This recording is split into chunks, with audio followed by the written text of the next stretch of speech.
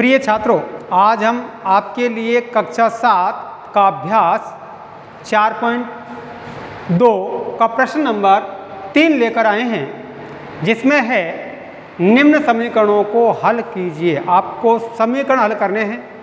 तो समीकरण में आपको 2 तरीके से बता चुका हूँ, चरण के माध्यम से और डायरेक्ट समीकरणों को हल करना। तो देखिए, यहाँ समीकरण है 3n-2 बराबर 46। मैं फिर पुनः आपको बता रहा हूँ, समीकरण में 2 पक्ष होते हैं। एक दायां पक्ष, ये हमारा दायां हाथ है बोर्ड की तरफ, तो ये दायां पक्ष है, और ये बायां हाथ है तो ये होता है बायां पक्ष। यदि कोई अचर बाएं पक्ष में से दाएं पक्ष में जाता है तो उसका चिन्ह बदल जाता है, और यदि कोई दाएं पक्ष में से बाएं पक्ष में आती है कोई संख्या तो उसका भी चिन्ह बदल जाता है। दूसरी क्या होता है कि हमें चर एक तरफ करने होते हैं और अचर एक तरफ करने होते हैं। चर होते हैं ABCD XYZ, जो मिलके बना होता है वो चर होते हैं। तो यहाँ 3n-2 बराबर 46, तो यहाँ चर है 3n, तो यहाँ 3n बराबर अचर 46 और ये अचर है 2। इसको हम करते हैं पक्षांतरण। तो ये हो जाएगा, यहाँ माइनस का है, इधर की साइड में आएगा तो ये हो जाएगा प्लस का 2। ये स्थिति कब आती है? पक्षांतर करने पर। पक्षांतर करने पर या 3n बराबर 46 प्लस 2, ये स्वाभाविक है, प्लस लग रहा है तो हमें जोड़ना है। 46 प्लस 2 बराबर 48। ठीक है, अब 3n बराबर 48 है, यहाँ हमसे n का मान पूछ रहा है, तो n बराबर क्या होगा? तो n बराबर होगा 48/3 या n बराबर 48/3, अर्थात 48 में आपको 3 का भाग देना है। तो n बराबर 3 एकम 3, 3 एकम 3, 3 छिकी 18। तो n का मान हमारे पास में प्राप्त हुआ 16। तो ये इसके उत्तर होंगे। इसी प्रकार 5m + 7 बराबर 17, इस 7 को हमें पक्षांतरण करना है, या 5m बराबर 17, ये प्लस का है, दाएं पक्ष में ले जाएंगे तो -7 हो जाएगा। या ये कब आया? पक्षांतर करने पर। पक्षांतर करने पर या 5m बराबर 17 - 2, अर्थात 17 में से आपको 7 घटाने हैं। 17 - 7 है तो यहाँ बच जाएंगे 10। या m बराबर 10/5, m बराबर 5 एकम 5, 5 दूनी 10, m बराबर 2 आपको आंसर प्राप्त हो जाएंगे। इसके बाद में देखिए C 20p/3 बराबर 40। तो बराबर में 40 है, 40 के नीचे कोई संख्या नहीं है, तो ऐसी स्थिति में क्या करते हैं हम? आप कोई भी एक संख्या लगाएंगे, कोई भी नहीं, 1 लगाना है। क्या लगाना है? 1। तो या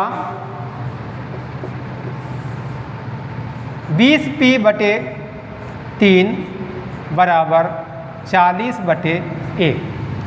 जब ऐसी स्थिति आ जाती है तो उस स्थिति में हम इन दोनों पक्षों को वज्र गुणा करते हैं, अर्थात कैंची गुणा। कैसे करते हैं? कैंची गुणा करते हैं। तो कैंची गुणा देखिए, या अर्थात 20p गुणा 1, 20p गुणा 1 बराबर 40 गुणा 3।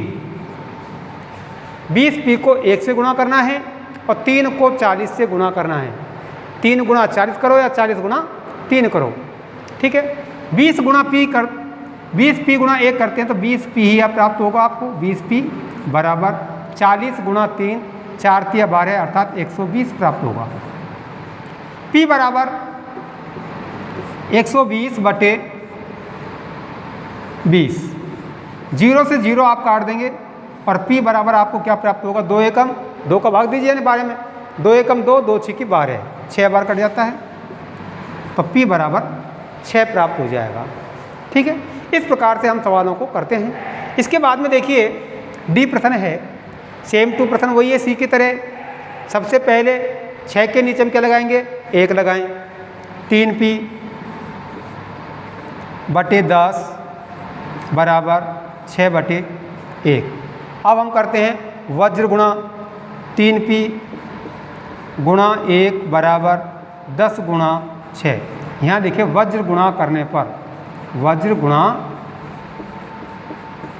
करने पर 3p गुणा 1 3p, किसी संख्या को 1 से गुणा करते हैं तो वही गुणनफल प्राप्त होता है। 10 गुणा 6, 10 6 की 60, p बराबर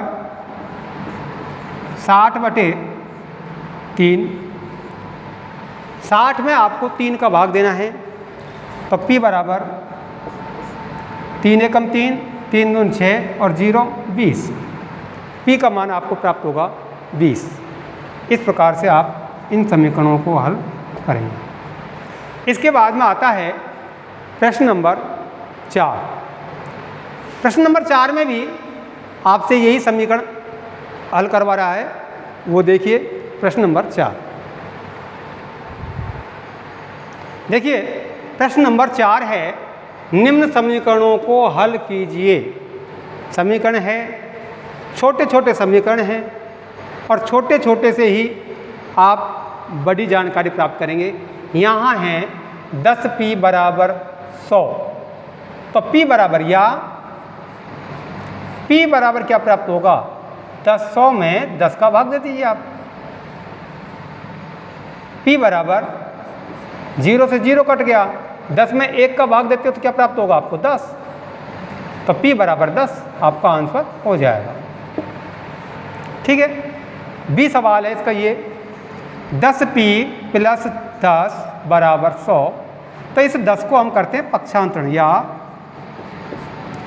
10p बराबर 100, इस 10 को ले जाएंगे हम दाएं पक्ष में, तो ये हो जाएगा -10 पक्षांतर करने पर, पक्षांतर करने पर 10p, यहाँ यह लगाएं, 10p बराबर 100 - 10 बराबर 90 प्राप्त होता है। और p बराबर, ये वही सवाल हो गया, p बराबर 90/10। p बराबर 10 का भाग दीजिए, 10 9 90, 9 उत्तर आ जाएगा। ठीक है, इसी प्रकार पिछला प्रश्न में हमने करा था p/4 बराबर 5। तो मैं कह रहा हूँ कि इस 5 के नीचे आपको 1 लगाना है, p/4 बराबर 5/1। अब हमें क्या करना है कि इन्हें वज्र गुणा करना है, कैंची गुणा करना है, p गुणा 1, p गुणा 1 बराबर 4 गुणा 5, p बराबर 4 पंजो 20। ये कब आते हैं, वज्र गुणा करने पर, वज्र गुणा करने पर। तो p बराबर 20, अर्थात p का मान कितना प्राप्त हो गया आपको, 20 उत्तर प्राप्त हो गया।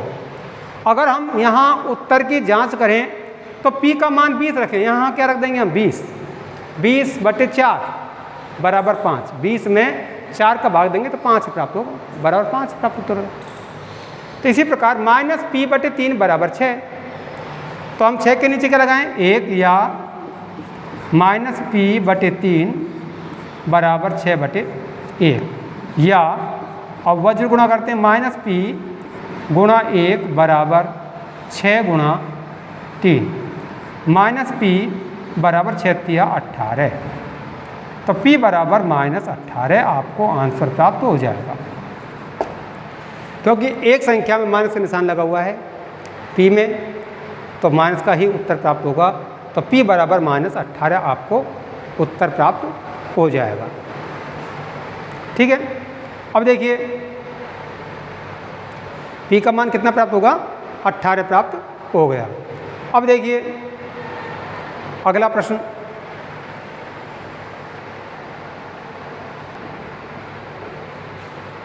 देखिए ई प्रश्न है 3p/4 बराबर 6 या 3p/4 बराबर 6/1।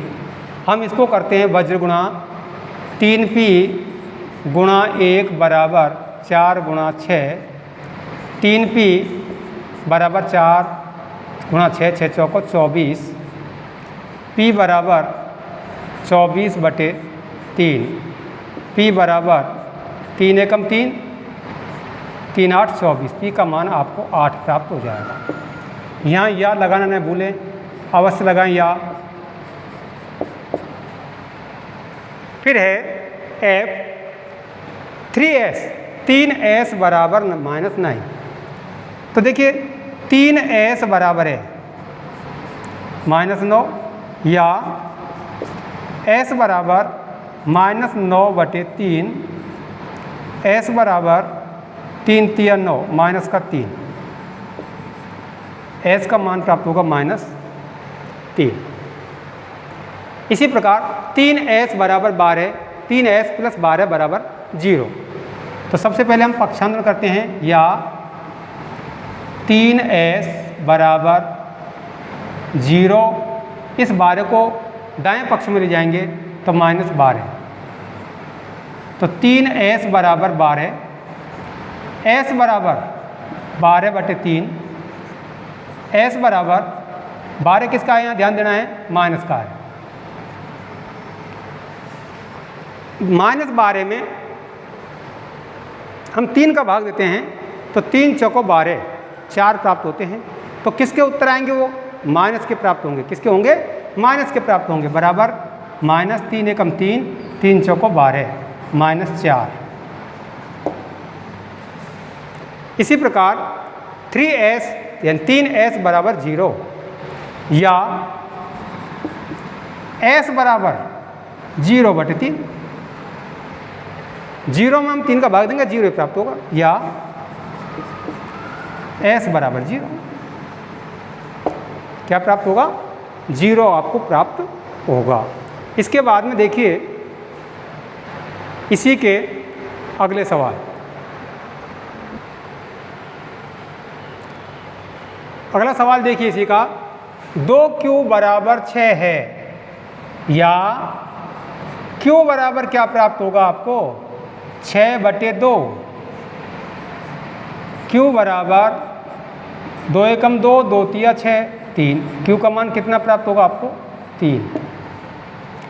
2q - 6 बराबर 0, तो यहाँ हम पक्षांतरण करते हैं 6 को, या 2q बराबर 0 + 6, या ये कब आता है, पक्षांतर करने पर, पक्षांतर करने पर। 2q बराबर 0 + 6, 6, q बराबर होता है 6/2, और q बराबर 2 एकम 2, 2 तिया 6, 3, q का मान प्राप्त होगा 3। यह अवश्य लगाएं, समीकरण में यह लगाते हैं, ठीक है। इसके बाद में के सवाल है, 2q + 6 बराबर 0 या 2q बराबर 0 - 6, या ये कब आता है, पक्षांतर करने पर, पक्षांतरण करने पर। 2q बराबर 0 - 6, तो -6 प्राप्त होगा आपको, -6, और q बराबर -6/2, और q बराबर जब एक चिन्ह प्लस का है एक चिन्ह माइनस का है, भाग दोगे तो माइनस की ही उत्तर आएंगे, ठीक है। असमान चिन्ह है तो माइनस में आएगा, समान चिन्ह है तो प्लस में उत्तर आएगा। तो 2 तिया 6, 2 एकम 2, 2 तिया 6, -3, q का मान प्राप्त होगा -3। यहाँ या 2q प्लस 6 बराबर 12 समीकरण है, या 2q बराबर 12 माइनस 6 पक्षांतर करने पर, पक्षांतर करने पर आपने पक्षांतर कर दिया। इसके बाद में बचता है आपके पास में, या 2q बराबर 12 माइनस 6, अर्थात 12 में से 6 घटा हो गया, तो हमें प्राप्त होगा 6। q बराबर 6/2 और q बराबर, आप समझ गए, 6 में 2 का भाग दीजिए, 2 तिया 6, 3, तो आपका 3 उत्तर प्राप्त हो जाएगा। इसी प्रश्न के साथ आज आपका अभ्यास 4.2 संपूर्ण होता है, और इसके बाद में अभ्यास 4.3 हम आपके लिए अगली वीडियो में लेकर आएंगे। तब तक के लिए धन्यवाद।